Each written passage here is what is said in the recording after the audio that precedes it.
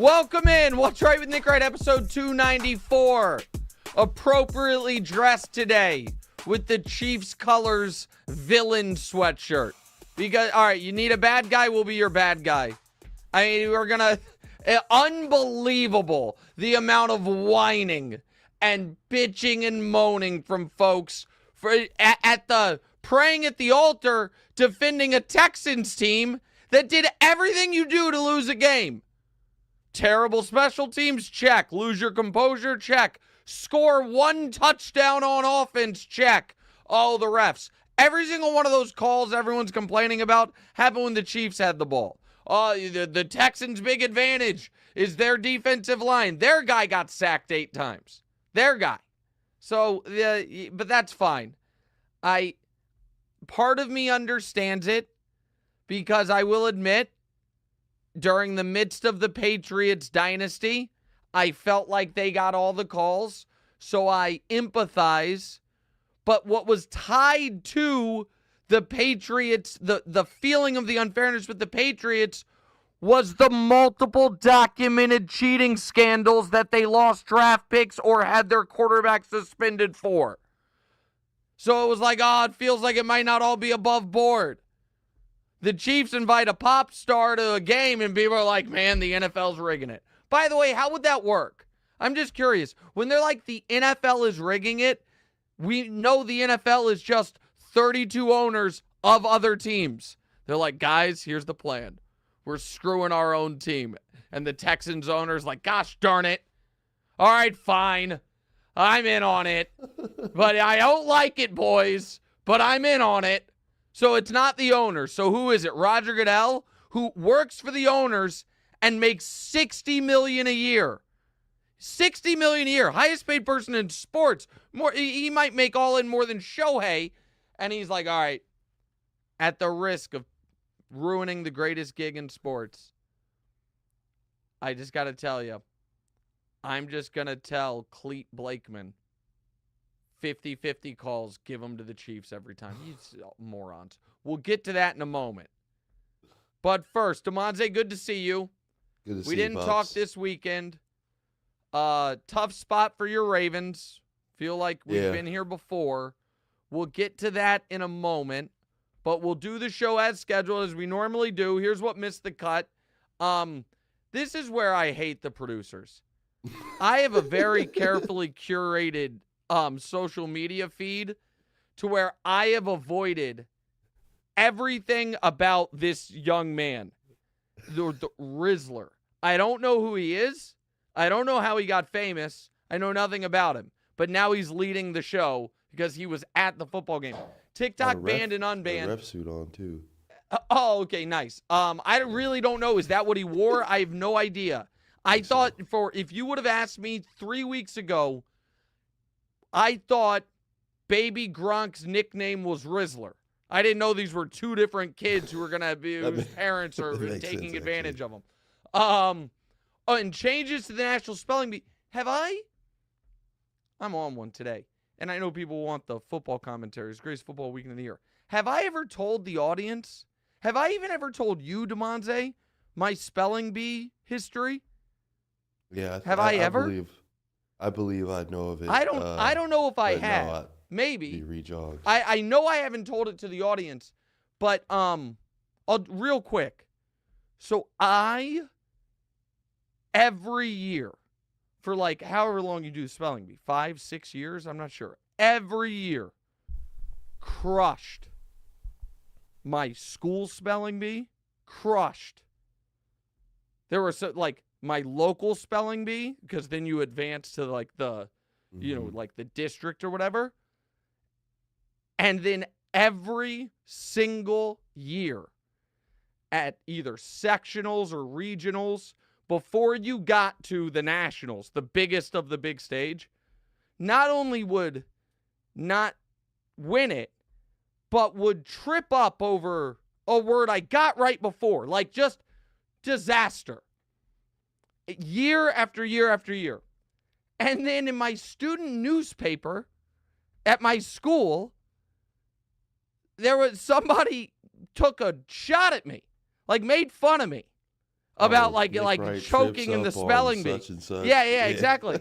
And my mom and my sister, like went after this person, came to my defense, was like, this shouldn't be allowed. He's a fellow student, all of it. All right, so I just made that whole story up, but in that story, Lamar Jackson is me, the speller. I'm the kid in the student newspaper, and everyone else in the media is my mom and my sister. Why are you being so mean? He does so well at the local level. Why are you pointing this out? So let's just have the conversation. Yeah, Say it again? The analogy was, if you're at school, you can't do that at school. You can't, like, call somebody out the paper. The analogy was, I'm the greatest ever, and then the stakes get high, and I don't play like myself. And somebody had the audacity to be like, hey, this seems relevant. And the reason the story was believable is because, well, yeah, that's a fair criticism, but your mom and your sister wouldn't want you to be criticized like that. But in reality, it's one of the highest profile athletes in the world. One guy in me who's like, I don't know, guys, I'd maybe pump the brakes on giving him all of the awards you can receive every year. And then everyone else in the media being like, oh, be nice. Come on. I got to listen to Dan Orlovsky being like, if you blame anyone for the Ravens' loss, you're a loser. Shut up. Listen, go coach a team. Like we'll get to that in a minute. Damonza, let's do the Ravens game. So Lamar obviously didn't put that narrative to bed when he played up against the Bills on Sunday. So we obviously know he tends to taper off in the postseason. Do you think that this might have been more on somebody else, or is this all Lamar? Where are you putting the blame here? Well, it's certainly not all Lamar. And the second half rally was a positive sign. No, this could have gone totally sideways on him. And it could have been career defining. And instead, he did rally and play well in the second half. And they almost had a chance to tie, or they did have a chance to tie the game and be, at that moment, plus 400 underdog. Like, here's where the Mark Andrews fumble was brutal. The Mark Andrews drop was brutal in how it looked. But here is where the gambler and math part of my brain, we're just going to actually tease this out, guys. If Mark Andrews catches that 2-point conversion, what's the live money line? Because I think the Bills are minus 400. You're like, that's insane. Okay, well, let's talk it through. It would have been Bills ball, 1:33 left, 2 timeouts. What is the percent chance that you hold them to 0 points? What is it? 50%? I think lower. But they had just driven all the way down the field and gotten to the 1-yard line. I say it's probably 30%. But let's call it 50%. You hold them to 0 points. You have a coin flip chance at that. And then the game goes to overtime. That's a 50-50 proposition as well with 2 teams this evenly matched. So you were a 2-point conversion away from being 1-4 at best to win the game. At best. So I'm not going to kill Mark Andrews, but he was brutal. And I'm not going to kill Lamar. But what I'm also not going to do is be gaslighted by other media members that have just changed the definitions of how we judge athletes for one specific player. I'm not going to do it. And I'm also not going to engage in the level of intellectual, in my opinion, dishonesty that folks are engaging in. And I want to say this on the front end. Almost every person I got in a Twitter exchange with yesterday, in fact, every person I got in the Twitter exchange with yesterday, I like. And one of them, Bill Barnwell, I have said for 15 years, since I was doing radio in Kansas City, I think he is the smartest person in the world that covers the NFL, which is what makes this stuff so disappointing to me. At its base level, you have a player in Lamar who all year long, it's not only that he just had 4 interceptions, it's that the folks who were arguing he should be MVP again would show you those 4 interceptions, and we've all seen the clips. None were his fault, actually. 3 of them hit the receiver's hands. So really, he went all year without a horrendous throw that was intercepted. And on the second drive of the playoff game, made his worst pass of the year. They would also tell you, all year long, he avoided the awful mistakes. And then on the third drive of the playoff game, set the ball on the ground without anyone touching his upper body. And then they would also tell you that his escapability and maneuverability in the pocket and his ability to remain a pocket passer while avoiding the rush is what differentiates him. And then on the fourth drive of the game, took a horrendous sack that took him out from the 2-yard line to the 8-yard line, probably cost him 4 points. And then they would also tell you, because I remember it during Ravens-Bengals, when Burrow was playing great, Lamar was playing great. Difference between Burrow and Lamar, one of them is Burrow couldn't get those 2-point conversions that he needed. Lamar can get them with his arms, with his legs, with anything. And then not the Mark Andrews 2-point conversion, the one before. After Derrick Henry gets you all the way down the field, they put the ball in Lamar's hands. He doesn't run. He tries to pass, ball gets batted down. All those things happened. None of those things were happening during the regular season. And I'm an asshole because I think the guy's a different player in the postseason. The last time Lamar Jackson had multiple turnovers in a game, any guesses? Context clues. It makes sense with what I'm saying. The last the playoffs game against the Chiefs, the AFC Championship game. So he goes all year without a multi-turnover game, and then bang, first half happens. Now again, he rallied and played well, but it is so patronizing to the player for a guy who, if Aaron Rodgers retires, will have more first-team All-Pros than the rest of the quarterbacks in the NFL combined, who a guy, if Vegas is correct, is about to win his 3rd MVP. So all-time MVP list will be Peyton 1, Aaron Rodgers 2, Lamar Jackson 3. Same amount as Tom Brady.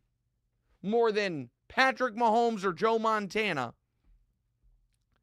That guy gets judged on the same standard that people were holding Brock Purdy to last year in the playoffs. Yeah, he was brutal in the first half, but he rallied in the second, and Purdy at least won those games. And then we have folks twisting themselves in knots to argue, actually, he was good. And that's the part that I can't abide. And this is what Bill and Ben and Steven that I was arguing with on Twitter yesterday were arguing. It wasn't that just that, Nick, it's just one game. It was, no, actually, Lamar was really good yesterday. That was the argument. He was actually really good. Yes, he made 2 mistakes, which took points off the board, put the team in a hole, got them out of their game plan. They didn't feel comfortable just leaning on Derrick Henry, all of that. But he was actually really good. And that's simply not how playoff football works. There is no such thing as the game where you make the mistakes that set the table for your team to lose. Your team then loses, and you played really well. And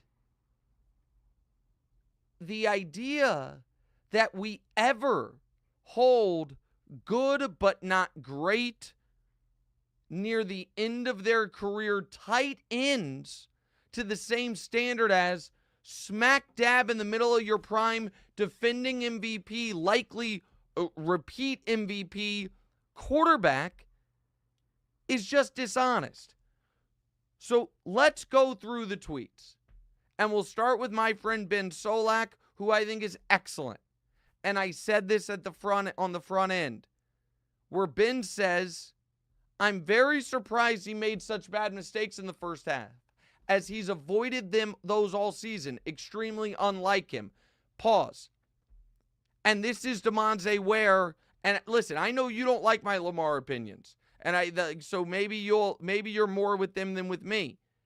But I think that first clause there is wrong. It's not extremely unlike him at all in the playoffs. He's played 8 playoff games. 4 of them he's had multiple turnovers. He's played 94 regular season games. 14 of those he's had multiple turnovers. It is extremely unlike him in the regular season. Happens all the time in the playoffs. And then Ben, and this to me is where guys they are smarter than their Lamar defense allows them to be. Because Ben writes, and we can say, if we go back to that, sorry guys, of course this is the difference between Mahomes and Allen, Lamar, Burrow, everyone. Mahomes has nearly never failed in these moments, whereas everyone else has a few. That's not the difference. It's not Mahomes versus these guys. It's that we have 4 right now Mount Rushmore current quarterbacks. Do we agree, Damonza? Those 4, Mahomes, Allen, Burrow, Lamar, everyone on the same page, that those are the guys. Yeah. Now, Jayden is trying to elbow his way in there, and we'll get to him in a moment. But those are the guys, right? Those are the guys. Yes, Mahomes has elevated past the others. But what the others have is a playoff run or 2 where they also answered the bell every time. So positioning it as, it's not just about do you ever fail. It's do you ever not have your worst game of the season in the playoffs? Burrow's had the playoff run in 2021 and the playoff run in 2022. Burrow was good to very good every time. Josh Allen in 2021 was superb in both those games. Josh Allen in 2023 was superb and then good in both of those games. So that's the differentiator. Now we'll keep going. We'll go through these because this is meaningful. And so I just explained that tweet. So we can go back to Ben. And this is where I say, what are we doing? Well, I'd say Lamar was pretty good in this run, save for exactly 2 plays. Pause it. What is this run? Played 2 games. One of them he was excellent. The other one, the 2 plays lost your team the game. So that's not to me, that is not an idea that exists. Go ahead. 2 plays lose you the game, but like you have to finish the game out, and he showed up, you know? Like I think it's like once the turnovers happen, it's like it's nothing you could do. But like after that, I think it's about, you know, how you play after that and how you build on it. And I think he did the best he possibly could have. Like it's like they happen. So that part, so I don't know why people wouldn't say that. which is the argument that you're forming there is, Nick, you should be more optimistic about Lamar in the postseason moving forward because of how he rallied in the second half. Okay, that's a legitimate discussion because he could have crumbled. They were down double digits. He fought them almost all the way back. They did have a chance to tie the game. Now, they still would have been a significant dog, but whatever. That's legitimate. But that is totally different than, and let's go back to Ben's tweet. He was excellent in this game, in this run, aside from 2 plays. And then this is where we get to, I think, just a fundamental misunderstanding of how you evaluate football, which is sample size stuff. Excellent playoff run isn't super interesting to me when a player's career is 6 seasons old. It's 7, but that's fine. Especially in a conference this stacked. If you asked me for a market on will Lamar have a consensus excellent playoff run at some point in his career, I'd price it at like minus 1,000. LOL. Okay, and Ben, if you'd price it at that, we can lay that wager. Because I don't know that Peyton ever did. I don't know that Marino ever did. And those are 2 of the greatest quarterbacks ever. So let's just, you guys and producers, we can just roll through these. And I'll get to and so he then responds to me, he entered knucklehead mode when he had spent all season avoiding it. Extremely frustrating. I just don't think it's nearly as predictive as future postseason performance. And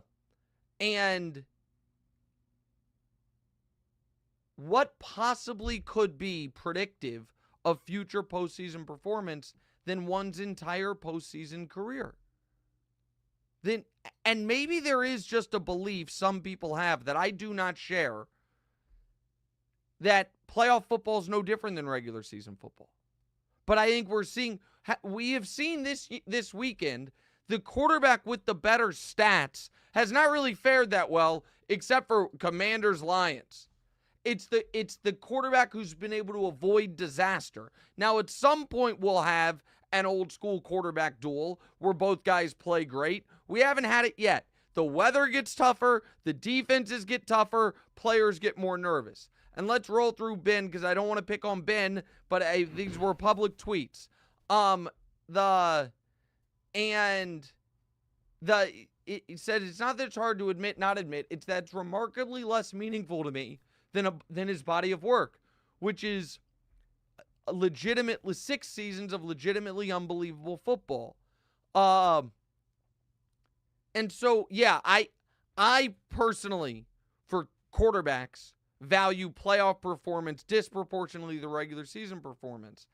And then Ben goes to the sample size stuff. 8-game sample. 8 games in the NFL is a huge sample, guys. 8 games of playoff football. How many playoff games do you guys think Dan Marino played in his career? Dan Marino, again, one of the greatest quarterbacks ever. You know how many playoff games he played? 18. So 8 games, almost half of that. Joe Burrow, how many playoff games do you think he has played? The answer is 7. So 8 games is meaningful. And then we'll wrap up with Ben, and because I make the point about the sample size stuff, and then this is where, again, guys just lose the plot. One thing that's also true specifically on Lamar is they had to spend time the first couple of seasons figuring out what weight running game usage they wanted for him. He's more healthy in the playoffs. His body type and play style is, I don't know yet, more liable for deterioration over a 20-game season than Mahomes or Burrow or even Allen, which may mean he'll always be a little worse in the postseason. Was very healthy this year, though, first year with Henry. Exactly.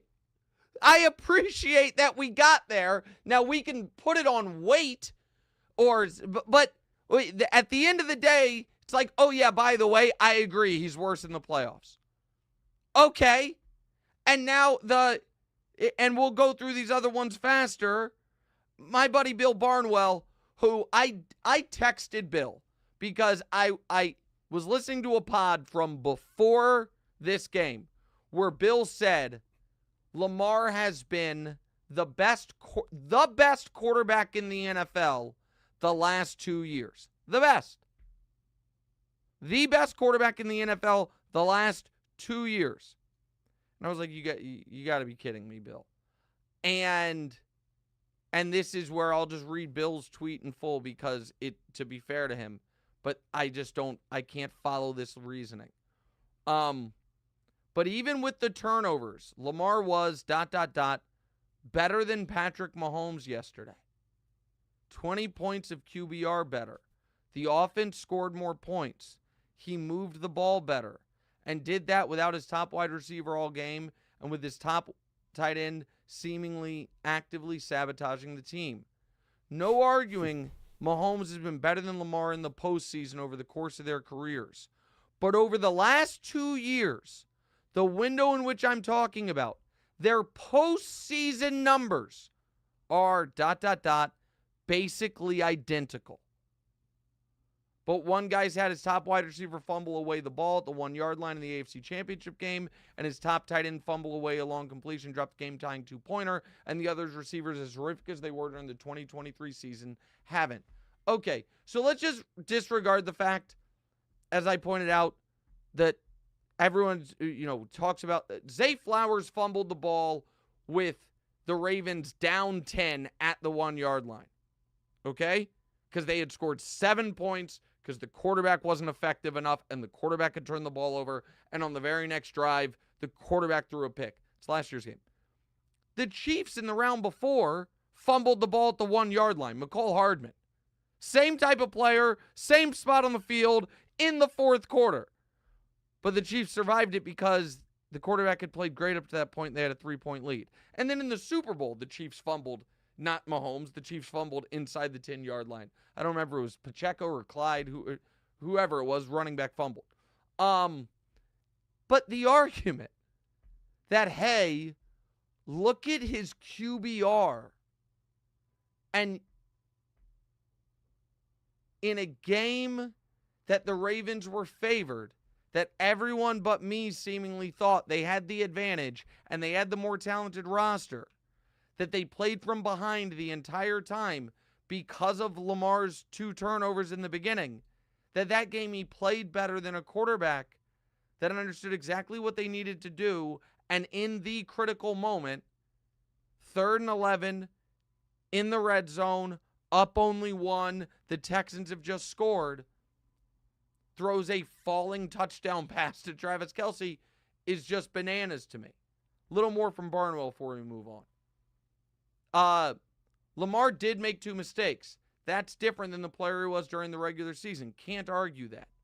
Yeah, the question is, because both Ben and Bill eventually conceded the point, next year are you going to be like, but it'll be different this year? And then he talks about Mahomes, and that's fine. And Lamar in the second half. And then if he says, if the goal is to make the fewest mistakes, Mahomes is better. If the goal is to do the most on offense to help your team win, even given the mistakes, Lamar was better this weekend. So there's just a fundamental disagreement between me and a friend. You can't separate the mistakes from the then second half production. You just can't. And then we'll wrap up the Bill stuff before we get to Ruiz and Dan. So I said, let's take Patrick out of this. Who was better, Lamar or Josh in that game? And he said he thought Lamar considerably. And then he said, in last year's Super Bowl, did Purdy, 0 INT, 0 fumbles, 1 sack, play better than Mahomes? Interception, fumble on a bobbled snap, 3 sacks because he made fewer mistakes. Of course not. So this is, again, I just think intellectual dishonesty from smart people. First of all, the fumble on a bobbled snap, yes, there was a bobbled snap that the Chiefs fumbled, that Mahomes fumbled, that he then picked up. Like, that's not, that's totally, you're going to include it as if that is anything like Lamar setting the ball on the ground and Von Miller picking it up and running 50 yards. But you're conflating things here. Because what you have is a player who avoided the critical mistake in Purdy, but did not make the plays necessary to win, and then a player who made one big mistake in Mahomes and then made all of the necessary plays to win, and you're somehow saying Lamar is like Mahomes when Lamar had 2 or 3 critical mistakes and then did not make the necessary plays to win. Now you can say made the play to Mark Andrews, and that's where, again, I remind you, that was not a 2-point conversion down 1 with 1 second left. That was a 2-point conversion down 2 with a minute and a half left.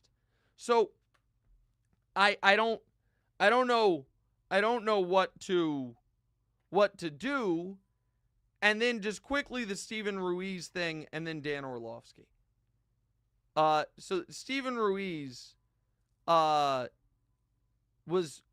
said, for the record, I defended Mahomes after that game, meaning the Super Bowl, and after the Bengals game. You guys are essentially doing the same thing you'd be frustrated with if it happened to Mahomes. And this is, again, and I hate to use such harsh language, but this is intellectual dishonesty to me. Because, as I explained, if Mahomes going into that Tampa Super Bowl wasn't on a 5 straight awesome playoff game winning streak and a Super Bowl champion already, he probably would have caught more heat. And so then I brought up what I thought was a perfect analogy, and we can show it. And okay, we don't have the whole thing, which is, would you treat the time Steph Curry has come up short in the postseason remotely the same as how you would treat the times James Harden has? I don't, even though they have very similar regular season resumes. And Steven Ruiz, who I think is awesome, writes, come on, man, they're both in their mid-30s. Bro, that's not what we're talking about. We're talking in 2018.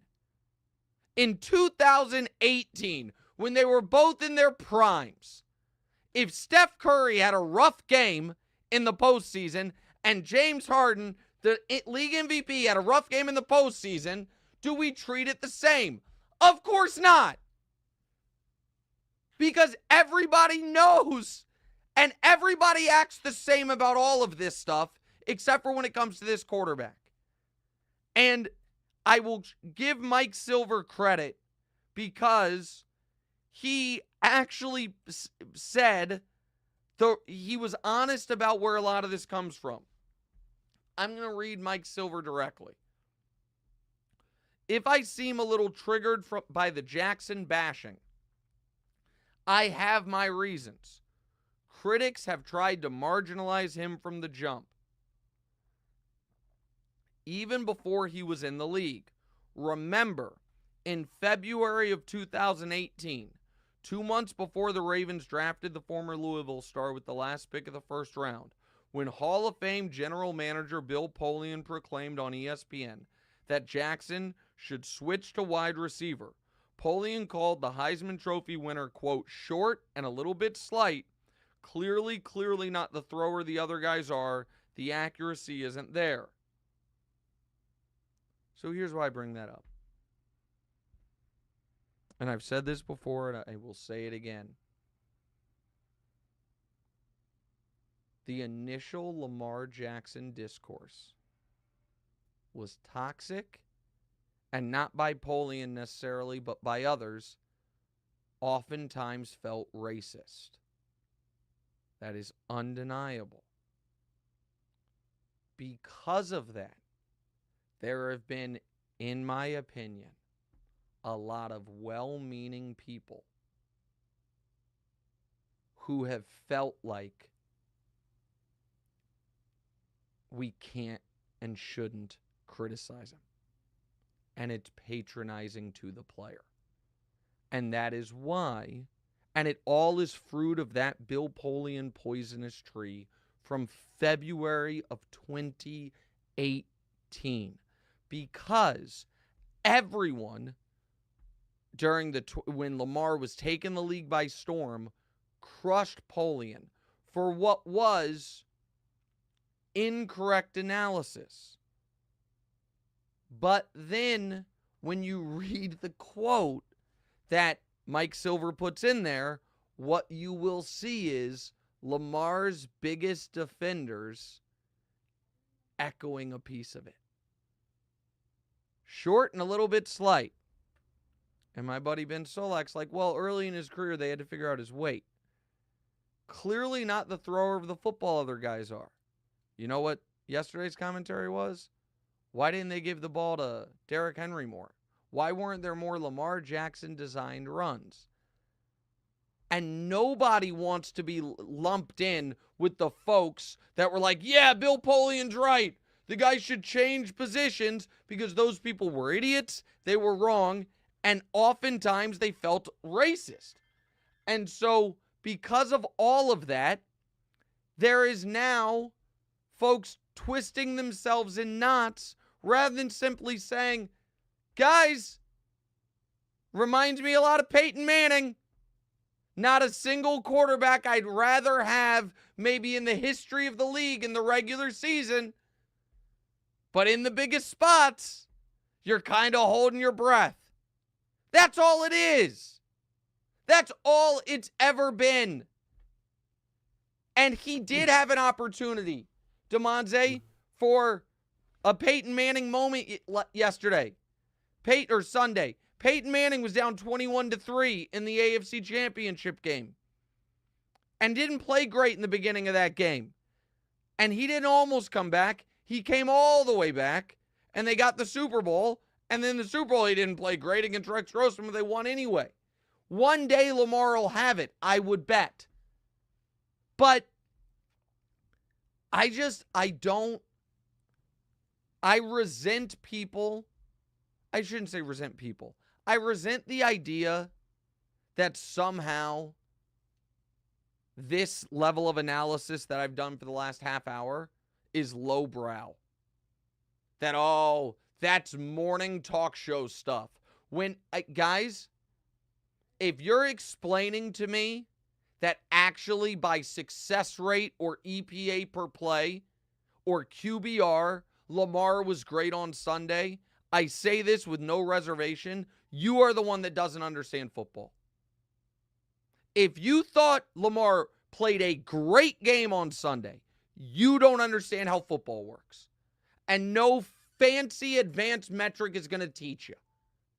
Now, if you went on TV and said Lamar, and I don't even want to say this because someone will just clip it fully out of context, so I'm going to cover my face when I do it. If you went on TV and said, Lamar is a playoff choker, he'll never win, the guy stinks, you're an idiot too. But nobody said that. That's a straw man that doesn't exist.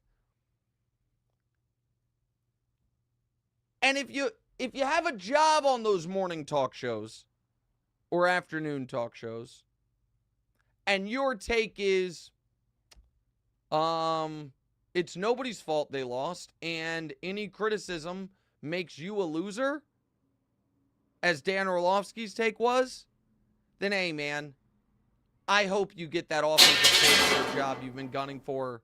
Wow, something just broke. I don't even know what just happened. Is everything okay? Was there an earthquake there? No, my goodness, beam just fell behind me. Go ahead. Oh, okay. You're all right though.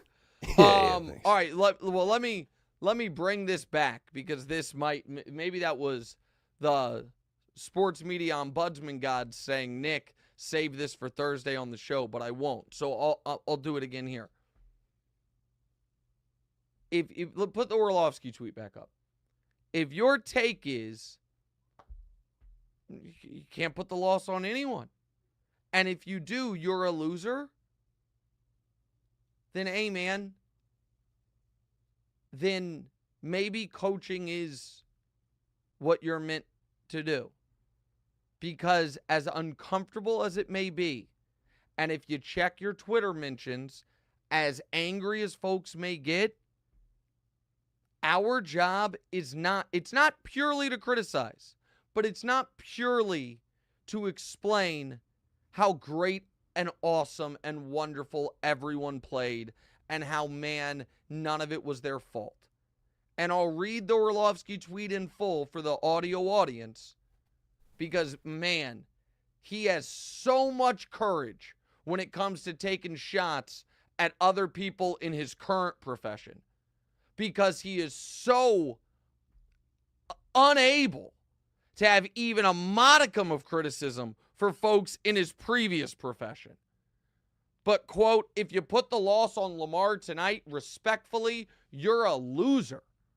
Mark Andrews, one of the all-time Ravens, had a brutal drop and a fumble, yes. If you're going to use that to trash him, respectfully, you're a loser. Man, again, I think I've shown I'm pretty, no sacred cows to me. I spent 20 minutes running through tweets of friends of mine because I think they're out of their mind. I obviously will criticize athletes. I also try, when I think something's awesome or someone's been awesome, to praise it. The TV show I do is as much of a celebration of sports as anything on TV. We have more fun than anybody. But I understand what the job is. I find it really,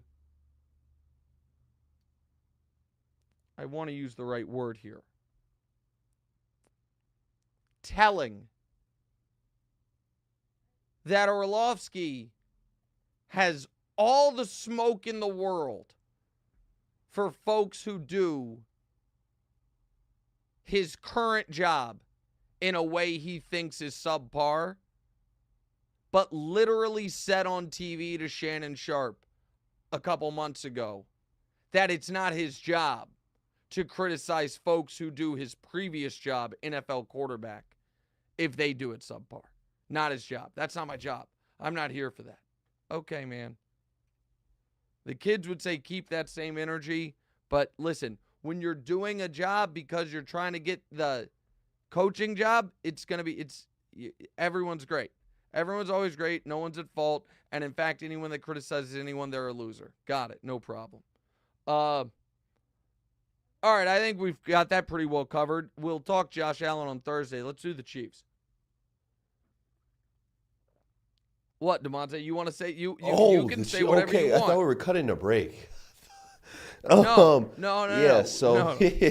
so the Chiefs season obviously starts now after they just took care of Houston.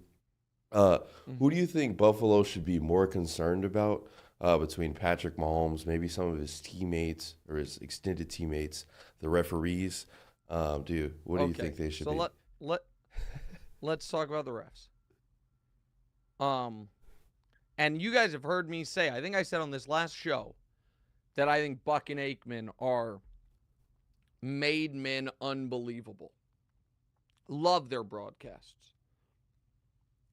Aikman has been very consistent in that how much he hates the new rules about protecting quarterbacks.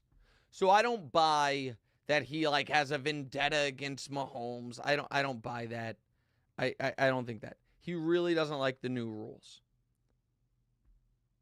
I thought they missed the mark a bit in their slavish focus on the roughing the passer calls. And we don't have video rights, NFL highlight rights for the podcast, but we'll go through them. The first one, if you go back and watch the game in real-time TV copy, and just watch Mahomes. Don't watch when he throws the ball. Just watch Mahomes. That looks like as obvious of a roughing the passer call as you'll see in the league all year. It is a high hit to the head. His head snaps back. The ref who's standing behind it throws the flag. The first replay we see, which is from the ref's angle, it looks like an obvious roughing the passer call. The third replay we see, when it's from the side, you see that most of the contact did come to the chest, and there was grazing contact to Mahomes' face mask, okay? Now, you can say Mahomes sold it, I suppose. It's also Will Anderson, one of the fastest, best defensive players in football, hitting him full speed. And that was a huge penalty. I'm not going to act like it wasn't, because that was third down. The Chiefs kept the ball. They ended up getting 3 points. What I am, and this is where I think folks are intellectually dishonest, and I keep using that term. That call gets made in every game all year long. That's not a Chiefs only thing. Every time the quarterback gets whacked and his head flings back and the hit's high, that's a flag. And what I felt the broadcast missed was that play was reviewed and upheld by New York. They saw it and they were like, yes, that's a penalty. Or at the very least, what they said is we can't overturn it because there was some contact to the helmet. So the first one, which did help the Chiefs put points on the board, is a regular call. A regular, typical call. The second one, I understand people being annoyed by for two reasons. One is Mahomes baited them into it, and the other one was they hit each other, not him. That was a bad call. There is no denying that was a bad call. My frustration with the focus on that is if they didn't flag that, it was going to be 2nd and 6. That's the part of it that I don't follow the outrage on. That wasn't on 3rd down. That wasn't on, it wasn't going to be 2nd or 3rd. It wasn't on 2nd and 25. It was 1st and 10. He ran for 4 yards. So that was a bad call that also, I think, had minimal impact on the game. Go ahead. Let it be 2nd and 6 then, Like that's probably the outrage. Is just like we want to see, let them make the play as opposed to the refs just teleporting them there, It's like we got to. It could have stopped something. No. I totally understand that. I think, and if we want to make roughing the passer calls reviewable, I'm all for it. Also, and then the thing, what's to me most delusional about the discourse is the image everyone is using as anger about the Chiefs and the refs is for Mahomes' flop on the sideline. Yeah. But there was no flag there. Like there's but you know where that comes from though. It's like hand in hand. He gets all these calls and then you see him flop on the sideline. It's like how many of these other exactly. It's like, come on, man. So I understand that.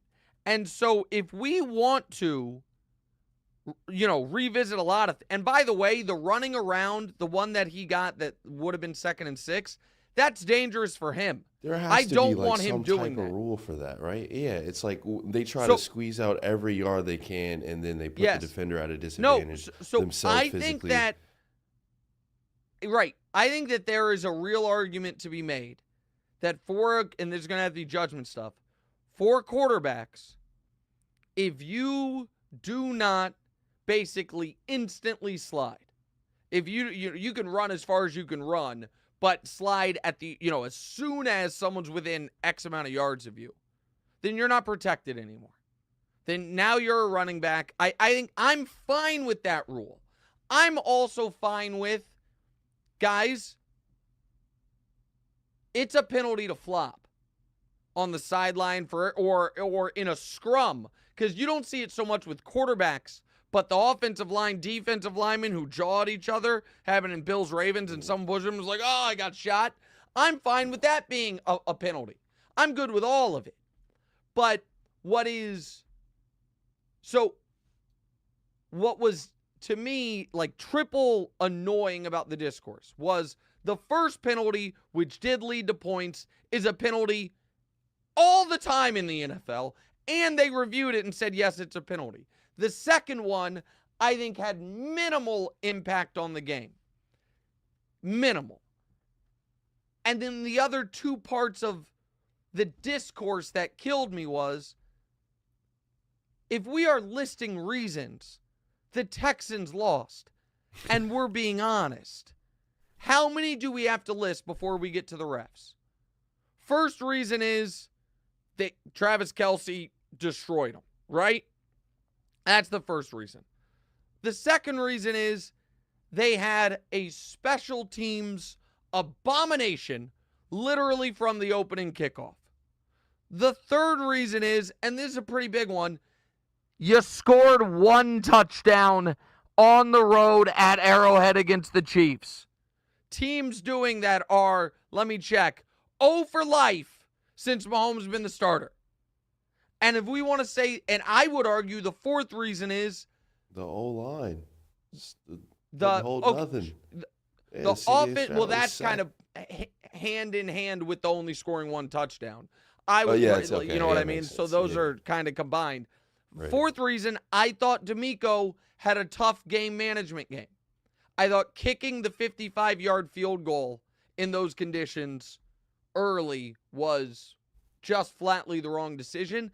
And I thought rushing that 4th and 10 down 8 and not using a timeout or punting was the wrong decision. And then reason number 5, I would go to the officiating. That's how I would rank it. The other thing that frustrates me is people not caring about the data, not supporting this idea that the Chiefs get all the calls. On the last pod, we did the thing about how when it comes to roughing the passer penalties, there is one quarterback head and shoulders that gets more than anyone. It's Josh Allen, and Mahomes is middle of the pack. And that's per game, per pass, however you do it. But the other thing is, and Josh DeBow has, of the Associated Press, has been fighting the good fight on this, which is there is simply no data to suggest, no matter how you isolate it, that the Chiefs get some hugely beneficial whistle. I'm not going to go through it all, but since Mahomes has been there, they are dead last in the NFL in penalty yardage differential. People are like, oh, well, it's not that. It's just during this dynasty run during the last 3 years. The Chiefs have been penalized for 147 more yards than their opponents in the last 3 seasons. That's the 12th worst. Vikings actually have the best at their almost 1,000 fewer than their opponents. Then people are like, no, we're talking about the fourth quarter or big spots. Let me find his tweet on that one. Where, gosh darn it, I had it because somebody was talking about it. It's high leverage situations. So let me find it real quick. I apologize. I should have pulled this up beforehand. He tweeted a lot more than I thought he did. Maybe it's in his replies. Okay, here it is. Now do third down in the fourth quarter ups. So somebody wrote a third down in the first quarter up 7 is not the same as a third down in the fourth quarter down 3. Josh DeBow of the Associated Press. Chiefs opponents have gotten 4 more first downs by penalty on third and fourth downs in the fourth quarter and overtime in games decided by 1 score or less since Mahomes got there. And so there's just no data to support this. But when teams are always in the biggest games, and when we're in an era where the best quarterbacks are hyper protected, this is, it's why Chiefs fans feel like Josh Allen gets all the calls, and it's why the rest of America feels like the Chiefs get all the calls. My last point on the refereeing and the biggest frustration on it. There was, and this is where I just think everyone loses their ability to fairly reason. There was one horrific call this weekend that you can say directly, maybe not only directly led to points, maybe changed the entire game.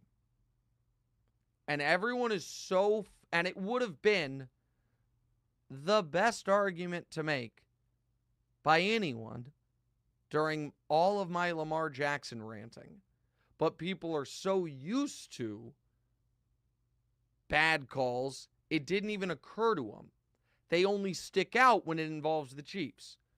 Because the defensive pass interference penalty, Damonza, against the Ravens at the end of the first half Yeah. was the worst call of the weekend and the most impactful. It's undeniable. Yeah. That was, they maybe get 3. Because of that, they definitely got 7. It takes a 14, maybe 17-10 game to 21-10. Set the table for all of it. That looked to me like offensive pass interference or a no call. They Should've called been a no defensive call. pass interference. Yeah. Right. Also in that game, Lamar got whacked on the sideline. On the sideline, yeah. And there was 100%. no call. Yep. And so now maybe it's like, okay, the league's in the bag for the Chiefs and the Bills. Or maybe it's that standalone games, there's going to be a lot of bad calls. And it just like that,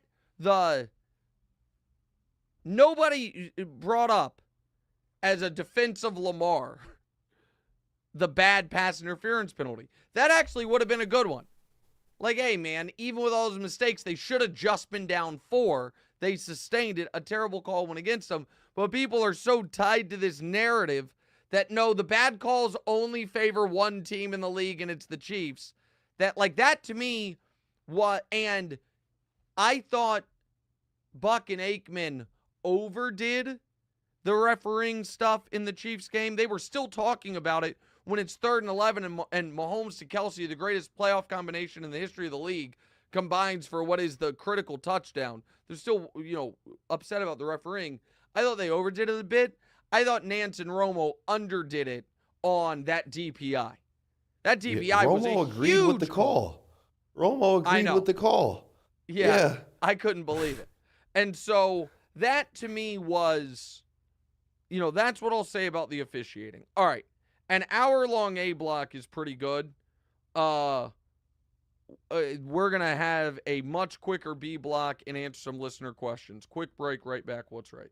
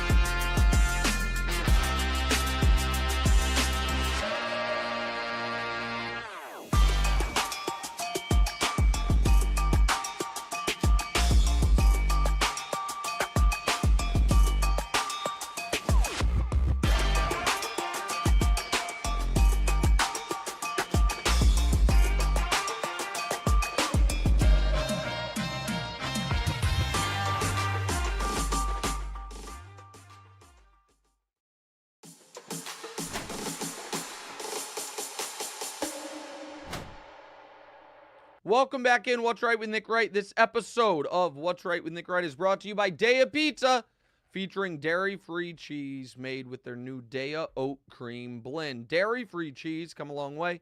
Daya leading the charge. Their pizzas offer the melt and stretch of traditional cheese without any dairy. Each Daya Pizza starts with a perfectly crisp crust, layered with savory, satisfying toppings, and finished with cheese that melts and stretches beautifully. The Daya Oat Cream Blend delivers a creamy, cheesy texture that's indistinguishable from dairy-based options. Just ask our guy Victor, who picked some up this weekend in LA. Every pizza is crafted to be dairy-free, making it a great choice for anyone seeking more inclusive meal options without compromising on taste. Daya takes the concept of dairy-free to a new level. This is my favorite part. Eliminating FOMO, fear of missing dairy. It's not really an acronym anymore, like FOMO, fear of missing out, but you guys get it, moo like a cow. It's pretty witty, you got to admit. These pizzas deliver delicious taste and texture, making them perfect for any occasion, from casual dinners to game day spreads. Enjoy a FOMO-free pizza night with Daya. Visit DayaFoods.com for more information, or find Daya Pizza at retailers like Whole Foods, Kroger, Walmart. Follow Daya on Instagram and TikTok for more updates and recipes. All right, Damonza, that was one of our longest A blocks. Is there anything that I felt like sometimes you're kind of boxed out a bit, but is there anything that you wanted to chime in on either of those before we move on to the other games? Or calling you crazy or whatever. I think that like the Chiefs this year, how they won in like those, you call it lucky or like the crazy fashion, just the way that the Ravens lose in the postseason, even if you want to say Lamar tapers off a little bit, it just, I think it leaves question in a lot of people's brains because it's just like that one little thing. It's like unlucky. It's as opposed to lucky, it's unlucky. It's just comes down to these one little plays. Or I get he turned the ball over multiple times in the game, but it's just still was 2-point conversion away. So here's the thing, and this is what's tough. You need to give yourself a bigger margin for error. Like, that's the answer. And so, like, when people bring up the Chiefs and these close, forget the regular season, playoff wins, right? They've given, a lot of those games have been close because the Chiefs made a critical mistake, but they were good enough to have the margin for error. As I mentioned before, in the Super Bowl, after the huge play to Travis, why did Travis, or was it to Travis? No, it wasn't to Travis. Who was it to? Was it to McCall? I don't even remember. Regardless, the reason Travis shoved Andy Reid was because he wasn't on the field on the fumble inside the 10, and he felt like he would have held the block better. That's what happened. The point I'm bringing up is, in the Super Bowl, yes, it was super thin margins. The Chiefs needed a drive to force overtime and then won in overtime. But they had already had their terrible luck, with the fumble inside the 10. In the second round against the Bills, they run a stupid play and McCall fumbles reaching for the pylon at the 1-yard line. They had a big enough, they already had a lead there. Like, you've got to build in, it's going to be hard to play a perfect game. And so, now some of it is just unlucky bounces or lucky bounces. The opening kickoff of Chiefs-Texans, great kick return, guy fumbled. Samaje Perine fell on it. Like, that's good fortune. So yeah, some of this stuff isn't exactly fair. All right, next. Let's get to the other games. Yeah, so Sirianni tried to give you the game. Jalen Hurts also tried to give you the game. He wasn't throwing well. They basically just spammed Saquon. So Philly, won in dominating fashion, but still didn't look really good. Do you think that the right team won this game? I do think the right team won. Listen, the Rams could have stolen it, and I think Sirianni may have been fired. I know that sounds insane, but if they blew a 13-point lead to go to the NFC Championship game with 4 minutes left, and it was because, Jalen Hurts was not having a horrible game, but he wasn't having a great game. The A.J. Brown drop hurt him. Another A.J. Brown drop hurt him. Like, I'm not going to kill Jalen Hurts. But then he got injured. And once he got injured, he could not move. And Sirianni saw that, and on his second play back on the field after being injured, called a drop back into his own end zone, where he's just a sitting duck and gets safetied. Despite that, they recover. Saquon goes for 80 yards. They're up 13. The Rams score. Now there's 3 minutes left. It's 2nd and 7. Saquon's just gone for 3 yards. And he called a play-action rollout with his injured, immobile quarterback who has not completed a big pass in hours. And they end up having to punt. Like, that 2nd and 7 pass call, honest to God, is one of the worst play calls I've ever seen in my life. It's one of the worst play calls I've ever seen in my life. And because of that, all of a sudden Stafford's inside the 20, down 6, because Elliott missed the extra point. Like, that would have been as horrifying a loss as exists. And A.J. Brown, you got to play better. For all I'm reading the book, Jalen did make a great throw before the half. He's reading the book. Yes, you're causing all this nonsense. Saquon's out there just crushing fools. we're talking about the Eagles in negative light because A.J. Brown keeps, we need to work on passing. No, I always read books on the sideline. You're like, what do you, sometimes I take cooking classes. Stop it. And so the, and now the author's at the game. He's getting interviewed about the book with the, stop it. Yeah. And so, listen, the Eagles are able to overcome an injured quarterback and a ridiculous coach. And you got to give, and I, had some questions about Howie Roseman going into the year. You got to give Roseman credit. That's a hell of a roster they've built. They just have talent everywhere. But yeah, so the right team did win. But man, oh man, you're supposed to lose playoff games. It's really hard. Like the Rams had the 2 turnovers, right? The 2 fumbles, which let the Eagles take control. The Eagles' mental errors and coaching errors, plus a quarterback injury, is supposed to cost you a playoff game. All right, let's talk about Detroit. So last year, Dan Campbell told his team after they lost to San Francisco that was probably going to be their last shot at the Super Bowl. This year, they weren't able to overcome the devastating injuries, or as you would say, Jared Goff's tiny hands. So Ben Johnson, you guys were thinking it on that fumble when that ball slipped out of his hands in the red zone. Yeah. You guys were thinking it too. Be honest. You guys were like, oh man, his hands killed you, but go ahead. Guys got small hands. Ben Johnson is gone with Caleb Williams, and word is Aaron Glenn might be out of there too. Do you think Campbell is right? Did they officially miss their window to win the Super Bowl? No, I don't think you're going to say they officially missed their window, but this is just as painful of a situation as you can imagine. I mean, the defensive injuries killed him. Ben Johnson, who, I wanted the Bears to hire, and the Bears are hiring. I thought, the silver medal for most insane play call of the weekend was Ben Johnson. All right, let me just tell you guys a little about Jameson Williams. Jameson Williams got drafted by the Lions in the first round. He was out because of an injury in college. He then, after his first year, got suspended for gambling. Then, after his second year, got suspended for steroids.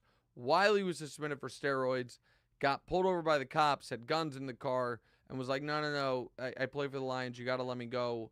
Studious guy. It seems like they did let him go, and then that story came out. In this game, he scored a touchdown and then pretended to have deeply passionate sex with the end zone before the cameras pulled off. That's the player he is, okay? That's who he is. Ben Johnson, in the fourth quarter of the playoff game, knowing who he was going into the game, and then knowing an hour ago, this guy, really aggressively humped the end zone. You know what I think I should do? Ask him to make a critical on-the-fly decision about to throw a pass or not throw a pass. That was a problem, and that lost them the game. Now, maybe they would have lost anyway, but they were down 10 and scoring every time that Goff didn't turn it over. Like, they were in the game. Dan Campbell. Yeah, not the time for that, bro. No, not the time for that. If I have a critical letter that needs to be delivered, and I tie it around my dog's neck, and kick him in the ass out the door, and go, boy. And it's like, oh man, letter didn't get delivered. Is it on him? I don't know. It's not. And so that was a bananas decision.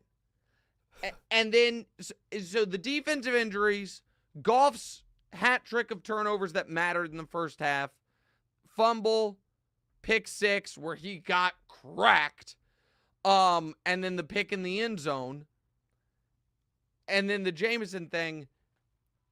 And so I feel sick for Lions fans. I really do. And I'm not saying it's closed for them. I am saying there's a decent chance 5 years from now we're going to say their best shot was last year and this year. I think that's more than on the board. All right, let's do Jayden. All right, so Washington and Jayden Daniels surprised America, dominating the Lions. Well, it was a shootout, and then they ended up pulling away with it. Crazy game. Obviously, Jayden Daniels is a rookie. Has anyone impressed you more in the NFL than Jayden Daniels in this last 2 weeks in the NFL this whole year? No. And I know people think I'm anti-Jayden because I was skeptical of him coming out of college. I want to make this for the 100th time very, very clear. My Jayden take is a very simple one. I thought he was phenomenal his last year at LSU. I think the talent and it seems like character as well is off the charts. I am incredibly nervous about his ability to hold up long term from a health perspective because of his frame, how thin he is combined with his style of play. That's the take. The take is not, oh, he's not good. Now, I was on the record, Damonza, saying I would have taken Drake May ahead of him because Drake May is 3 years younger and is sturdier. But I don't think my take on Bo Nix is low ceiling. I don't think he's that good. We'll see if I'm right about that. He had a very good rookie year. Take on Jayden is I worry about him the way I worried about RG3. Go ahead. You want to say something? So Jayden Daniels is 5 pounds lighter than Caleb Williams. I think Jayden Daniels is 210. Caleb Williams 215. Is that fake news? Well, Jayden Daniels 195, in college. He's also 3 inches taller than Caleb. So that's the other thing. A little bit more slender. But go ahead. So I had a question. Would a nightmare scenario be for you? Jayden Daniels facing the Chiefs in the Super Bowl. Jayden Daniels potentially beats Patrick Mahomes to stop the three-peat. You were hyping up Caleb. Jayden Daniels is exactly who you described Caleb Williams to be. I know. That's what's crazy. Yeah. I'm not anti-Jayden, but he's living the life that I thought Caleb would be living right now. Yes. And by the way, listen, ultimate spin zone is this, Damonza. If I were to say to you, listen, a massive meteor, is going to hit Argentina in 2027. And everyone's like, no way, it's never happened. It would never happen. Everyone's like, you're crazy. This guy, I already know where you're going with this. A massive meteor hits Brazil. Am I dead wrong or am I more right than anyone? If all offseason I said an NFC rookie quarterback is going to meet Patrick Mahomes in the Super Bowl, and everyone's like, you're crazy. A rookie's never been there. Conference too stacked, whatever it is. And then in February, an NFC rookie quarterback meets Patrick Mahomes in the Super Bowl. But it was just the number 2 pick instead of the number 1 pick. Am I wrong or am I more right than anyone? It's just a question people are asking. Listen, Jayden's been unbelievable. And the top 4 quarterbacks in football, Damonza, Mahomes, Allen, Burrow, Lamar. That 5th spot, it's like 7 guys you could argue. At various points over the last year and a half, people have argued the following names, just running through them. Dak, Stafford, Purdy, Love, Hurts, Herbert, Trevor. I got Jayden over all those names you just listed. Easily. That's what I'm. Yeah, that's what I was going to say, like, except for maybe he's making Herbert, a case. Yeah.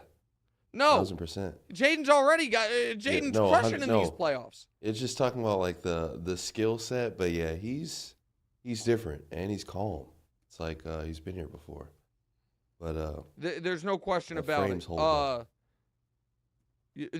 You're absolutely right. He did. He listen, got banged up. He rallied. Go ahead. The only dip he had all year was when he got banged up. So he's been unbelievable. And we'll talk more about that game this weekend. All right, quick break. Answer a few listener questions. And I got to go soon. So we'll just answer a few. Quick break, right back. What's right?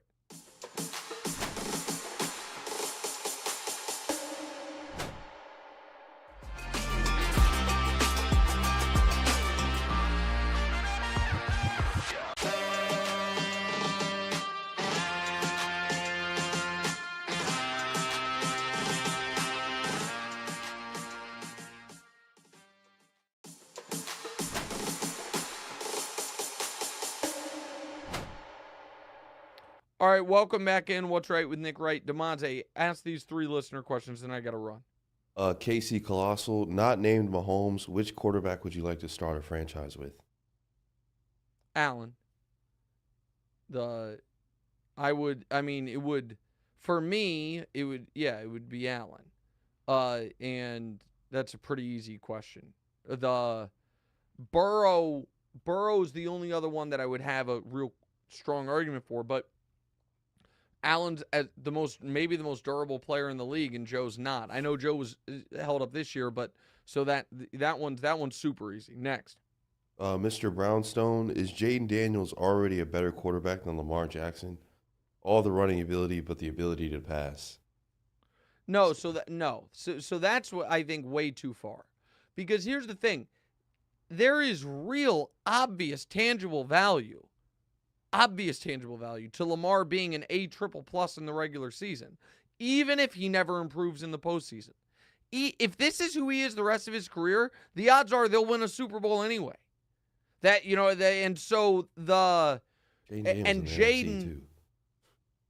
well, right, but also now listen, if Jayden is, here's why I would pump the brakes. I feel like a lot of people were saying something similar last year about CJ and maybe even Jordan Love. Like, oh man, look at all this, young guy, instant impact ability. Progression in this league is not linear.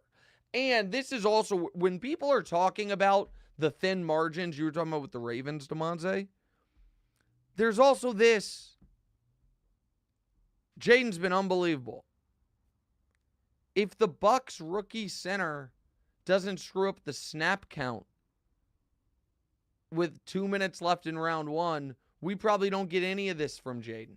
It doesn't make him any, you know what I mean? Like that's how thin he screwed up. They ended up settling for a field goal. Jayden then drove the field, and then we saw that unbelievable game against Detroit. All right, last one. Eric Arn says, there's a case for Harbaugh being responsible for a game plan that did not focus on the rushing attack. How do you not leverage the King Henry rushing attack? Listen, Lamar only threw the ball 25 times. I think the real criticism is Lamar should have run more. Henry had 16 carries. That's not enough, but they were behind. Justice Hill, though, had a half dozen carries, and he was electric when he got them. My frustration with that is I think it's very, very telling when folks all throughout the regular season are like, this guy is the MVP. And then when that team loses in the playoffs, they're like, why did they give the MVP the ball so much? They should have given it to someone else. That's all. All right, I've got to do Colin in about an hour. Very excited to hear the latest reason why J-Mac thinks the Chiefs actually won't win when they just keep winning and argue with Colin that the Chiefs should be ahead of the Bills in the hierarchy. I will see you guys on First Things First at 3. Good job, Damonza. Good job, Blue Duck. Talk to you guys soon. What's right? Hey, thanks for watching. If you're still here, do me a favor. Hit the subscribe button, then hit the bell so you can be notified when we have new episodes. After you've done that, one more favor. Go to your favorite audio platform of choice and subscribe there as well. Don't forget, we're live every Tuesday and Thursday, 10:30 a.m. Eastern-ish. 10:35, 10:40, it sometimes changes, but that's why you hit the bell. You hit the bell so you're notified. You subscribe so we can get to 200,000 followers. We're right around 150,000. We'd love to get to 200,000, get Damonza another plaque. So like, subscribe, rate, send a rating too. Do all that cool stuff. Thanks, guys.